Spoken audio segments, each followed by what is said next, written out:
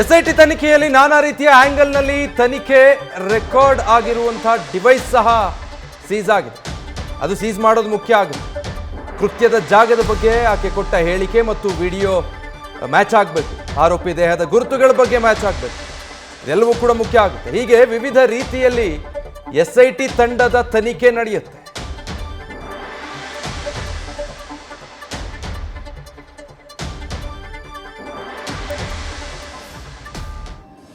ವಿಷ್ಣು ಪ್ರಸಾದ್, ಈಗ ಸಂತ್ರಸ್ತೆ ಹೇಳಿಕೆ ಆಧಾರದ ಮೇಲೆ ಎಸ್ಐಟಿ ಸತ್ಯಾಸತ್ಯತೆಯನ್ನು ಹೇಗೆ ಪರಿಗಣಿಸುತ್ತೆ, ಇನ್ವೆಸ್ಟಿಗೇಷನ್ ಆಧಾರದ ಮೇಲೆ ಅಂತ ಸ್ಥಳ ಮಹಜರ್ನಿಂದ ಹಿಡಿದು ಇವರು ಕೊಟ್ಟಿರುವಂಥ ಮಾಹಿತಿ, ಆ ಡಿವೈಸ್ ಮತ್ತು ಇವರು ಹೇಳ್ತಾ ಇರುವಂಥ ಸಾಕ್ಷಿ ಹೊಂದಾಣಿಕೆ ಆಗ್ತಿದೆಯಾ ಅನ್ನೋ ನಿಟ್ಟಿನಲ್ಲಿ ಇನ್ವೆಸ್ಟಿಗೇಷನ್ ಹೇಗಾಗ್ಬೋದು?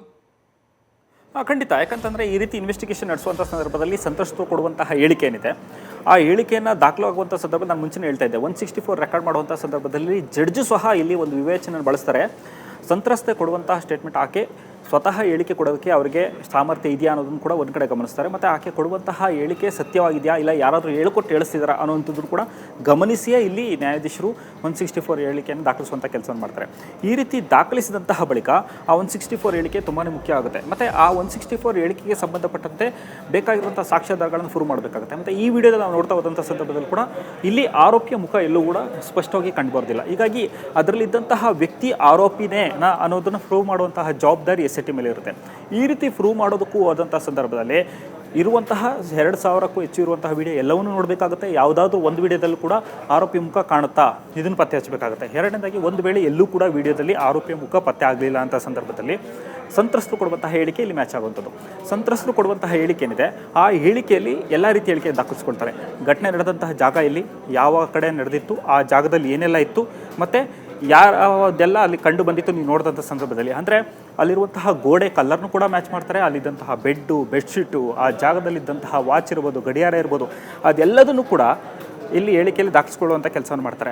ಅದನ್ನು ಮಹಜರಿಗೆ ಹೋದಂಥ ಸಂದರ್ಭದಲ್ಲಿ ಅದನ್ನು ಮ್ಯಾಚ್ ಮಾಡುವಂಥ ಕೆಲಸವನ್ನು ಇಲ್ಲಿ SIT ತನಿಖಾಧಿಕಾರಿಗಳು ಮಾಡ್ತಾರೆ. ಅಂದರೆ ಆಕೆ ಕೊಟ್ಟಂಥ ಹೇಳಿಕೆಗೂ ಆ ಘಟನೆ ನಡೆದಂತಹ ಜಾಗದಲ್ಲೂ ಕೂಡ ಅದೇ ರೀತಿ ಇದೆಯಾ ಅದು ಕೂಡ ಪ್ರೂವ್ ಆಗಬೇಕಾಗುತ್ತೆ. ಮತ್ತು ಈಗ ವೈರಲ್ ಆಗಿರುವಂತಹ ವಿಡಿಯೋದಲ್ಲಿರೋದಕ್ಕೂ ಆಕೆ ಕೊಟ್ಟಂಥ ಹೇಳಿಕೆಗೂ ಕೂಡ ಮ್ಯಾಚ್ ಆಗ್ತಿದೆಯಾ ಅದನ್ನು ಪ್ರೂವ್ ಮಾಡಬೇಕಾಗುತ್ತೆ. ಎಲ್ಲದಕ್ಕಿಂತ ಮುಖ್ಯವಾಗಿ ಆರೋಪಿ ಆ ಜಾಗದಲ್ಲಿ ಅವತ್ತಿದ್ನ, ಅದು ತುಂಬಾ ಇಂಪಾರ್ಟೆಂಟ್ ಆಗುವಂಥದ್ದು. ಯಾಕಂತಂದರೆ ಸುಳ್ಳು ಹೇಳಿಕೆ ಕೊಟ್ಟಂಥ ಸಂದರ್ಭದಲ್ಲಿ ಅದು ಕೂಡ ಸಮಸ್ಯೆ ಆಗುವಂಥ ಸಾಧ್ಯತೆ ಇದೆ. ಹೀಗಾಗಿ ಅದೇ ಆರೋಪಿ ಅಲ್ಲಿದ್ದರು ಅನ್ನೋದಾದರೆ ಆರೋಪಿ ಇದಕ್ಕೆ ಇರುವಂತಹ ವಿಚಾರಕ್ಕೆ ಸಂಬಂಧಪಟ್ಟಂತೆ ಅಲ್ಲಿ ಸಾಕ್ಷ್ಯಾಧಾರಗಳು ಹಾಕಬೇಕಾಗುತ್ತೆ. ಅಂದರೆ ಅವತ್ತಿನ ಆ ಜಾಗಕ್ಕೆ ಬಂದಿರುವಂತಹ CCTV ಫುಟೇಜ್, ಅಂದರೆ ಈಗಾಗಲೇ ತುಂಬ ಡಿಲೇ ಆಗಿರೋದ್ರಿಂದ ಅದು ಸಾಧ್ಯತೆಗಳಿಲ್ಲ. ಎರಡನೇದಾಗಿ CDR ಅನಾಲಿಸಿಸ್ ಮಾಡುವಂಥ ಕೆಲಸವನ್ನು ಮಾಡ್ತಾರೆ. ಅಂದರೆ ಆರೋಪಿ ಅವತ್ತು ಆ ಟವರ್ ಡಂಪ್ನಲ್ಲಿದ್ದ, ಆ ಜಾಗದಲ್ಲಿ ಆರೋಪಿ ಇದ್ದ ಅನ್ನೋದನ್ನು ಪ್ರೂವ್ ಮಾಡುವಂತಹ ಕೆಲಸವನ್ನು ಇನ್ನೊಂದು ಕಡೆ ಮಾಡ್ತಾರೆ. ಇನ್ನೊಂದು ಪ್ರಮುಖ ಅಂಶ ಏನಂತಂದರೆ, ಆರೋಪಿಯಿಂದ ಲೈಂಗಿಕ ದೌರ್ಜನ್ಯ ಆಗಿದೆ ಅಂತಾದರೆ ಆರೋಪಿಯ ದೇಹದಲ್ಲಿ ಸಂತ್ರಸ್ತೆ ಯಾವುದಾದ್ರೂ ಗುರುತುಗಳನ್ನು ಪತ್ತೆ ಹಚ್ಚಿದ್ರ, ಇಲ್ಲ ಗಾಯದ ಮಾರ್ಕ್ಗಳಿತ್ತ, ಆರೋಪಿಯ ಮಚ್ಚೆಗಳು ಯಾವುದಾದ್ರು ಇತ್ತ, ಈ ಒಂದು ಅಂಶಗಳನ್ನು ಕೂಡ ಪತ್ತೆ ಹಚ್ಚುವಂಥ ಕೆಲಸವನ್ನು ಮಾಡ್ತಾರೆ. ಅದು ಇದ್ದಂಥ ಸಂದರ್ಭದಲ್ಲಿ ಅದನ್ನು ಆರೋಪಿಯಿಂದ ಪರಿಶೀಲನೆ ನಡೆಸಿ ಅದನ್ನು ಮ್ಯಾಚ್ ಮಾಡುವಂಥ ಕೆಲಸವನ್ನು ಮಾಡ್ತಾರೆ. ಹೀಗಾಗಿ ಅಂದರೆ ಒಂದು ಆರೋಪಕ್ಕೆ ಸಂಬಂಧಪಟ್ಟಂತೆ ಈ ರೀತಿ ದೌರ್ಜನ್ಯದ ಸಂದರ್ಭದಲ್ಲಿ ಒಂದು ಕಡೆ ಘಟನೆಯ ವಿಡಿಯೋದ ಆಧಾರಗಳು ಒಂದು ಕಡೆ ಆದರೆ, ಸಂತ್ರಸ್ತೆ ಕೊಡುವಂತಹ ಸ್ಟೇಟ್ಮೆಂಟಲ್ಲಿ 164ಗೂ ಅಲ್ಲಿ ಇರುವಂತಹ, ಅಂದರೆ ಈಗ ಎಕ್ಸಾಂಪಲ್ ಸಂತ್ರಸ್ತೆ ಯಾವುದೇ ರೀತಿ ಮಾರ್ಕ್ಗಳಿಗೆ ಸಂಬಂಧಪಟ್ಟಂತೆ ಹೇಳಿದ್ದು ಮಾರ್ಕ್ ಮಿಸ್ಮ್ಯಾಚ್ ಆದಂಥ ಸಂದರ್ಭದಲ್ಲೂ ಕೂಡ ಅದು ಆರೋಪಿಗೆ ಚಾನ್ಸ್ ಇರುತ್ತೆ ಅದನ್ನು ತಪ್ಪಿಸ್ಕೊಳ್ಳೋದಕ್ಕೆ. ಎರಡನೇದಾಗಿ ಯಾವ ಜಾಗದಲ್ಲಿ ಘಟನೆ ನಡೀತು ಅಂತ ಹೇಳಿದಂಥ ಸಂದರ್ಭದಲ್ಲಿ ಆ ಜಾಗದಲ್ಲಿ ಯಾವುದು ಅವರು ಹೇಳಿದಂತೆ ಹೇಳಿಕೆ ಕೊಟ್ಟಂತೆ ಯಾವುದೇ ಅಂಶಗಳಿಲ್ಲ ಅಂದರೂ ಕೂಡ ಇಲ್ಲಿ ಆರೋಪಿ ಸೇಫ್ ಆಗ್ಬೋದು. ಹೀಗಾಗಿ ಇದೆಲ್ಲದನ್ನು ಮ್ಯಾಚ್ ಮಾಡಿದಂತಹ ಬೇಸ್ ಮೇಲೆ ಪ್ರಕರಣವನ್ನು ಸ್ಟಾರ್ಟ್ ಮಾಡೋದಕ್ಕೆ ಮತ್ತು ಚಾರ್ಜ್ ಶೀಟ್ ಸಲ್ಲಿಸುವಂಥ ಸಂದರ್ಭದಲ್ಲಿ ಪ್ರೂವ್ ಮಾಡೋದಕ್ಕೆ SITಗೆ ಅನುಕೂಲ ಆಗುವಂಥದ್ದು. ವಿಜಯ್.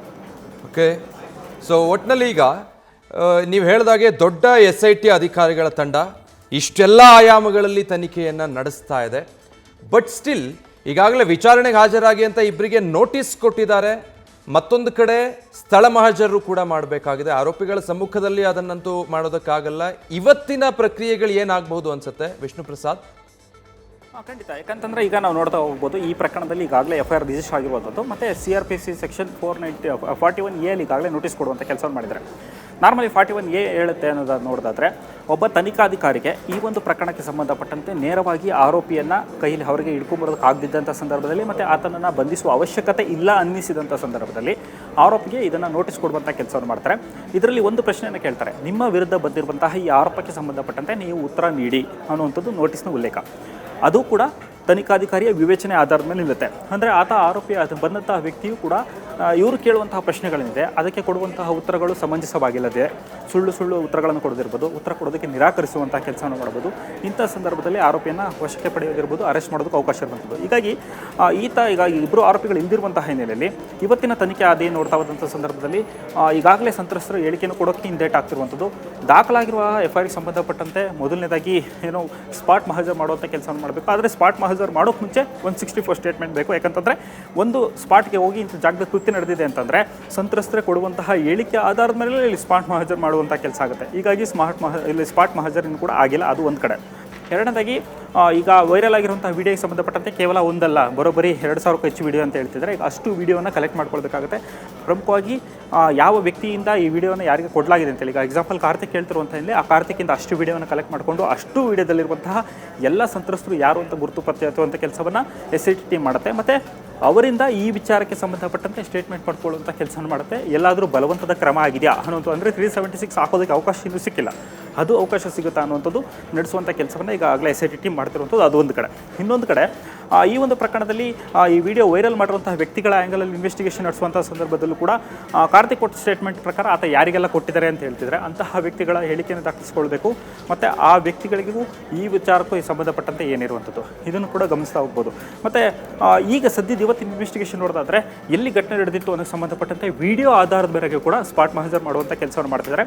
ಅಂದರೆ ವಿಡಿಯೋದಲ್ಲಿರುವಂತಹ ಜಾಗಕ್ಕೂ ಕೂಡ ಎಲ್ಲಿ ಕೃತ್ಯ ನಡೆದಿದೆ ಅಂತೇಳಿ ಈಗ ಏನು ಡೌಟ್ ಏನಿದೆ ಆ ಜಾಗಗಳಿಗೂ ಕೂಡ ಮ್ಯಾಚ್ ಮಾಡುವಂಥ ಕೆಲಸವನ್ನು ಮಾಡ್ತಾರೆ. ಮತ್ತು ಆ ಜಾಗದಲ್ಲಿ ಕೇವಲ ದೂರದಾರನ ಬಿಟ್ಟು ಬೇರೆ ಸಾಕ್ಷಿಗಳು, ಬೇರೆ ಯಾರಾದರೂ ಅಲ್ಲಿರುವಂತಹ ವರ್ಕರ್ಸು ಇವರು ಬಂದು ಇದನ್ನು ಗಮನಿಸುವಂಥ ಕೆಲಸವನ್ನು ಮಾಡಿದ್ದಾರೆ. ಅವರ ಹೇಳಿಕೆಗಳನ್ನು ಕೂಡ ದಾಖಲಿಸುವಂಥ ಕೆಲಸವನ್ನು ಮಾಡ್ತಾರೆ. ಹೀಗೆ ಇನ್ವೆಸ್ಟಿಗೇಷನ್ ಕಂಟಿನ್ಯೂಷನ್ ಆಗ್ತಾ ಹೋಗ್ತಿರುವಂಥದ್ದು. ಮತ್ತು ಪಾರ್ಟ್ ಬೈ ಪಾರ್ಟು ಟೀಮ್ನ ಡಿವೈಡ್ ಮಾಡ್ಕೊಂಡು ಈಗ ಇನ್ವೆಸ್ಟಿಗೇಷನ್ ಕಂಟಿನ್ಯೂ ಆಗ್ತಾ ಇರುವಂಥದ್ದು ವಿಚಾರ. ನ್ಯೂಸ್ ಫಸ್ಟ್ ನಿರ್ಭೀತಿಯಿಂದ ನಿಮ್ಮ ಪರವಾಗಿ.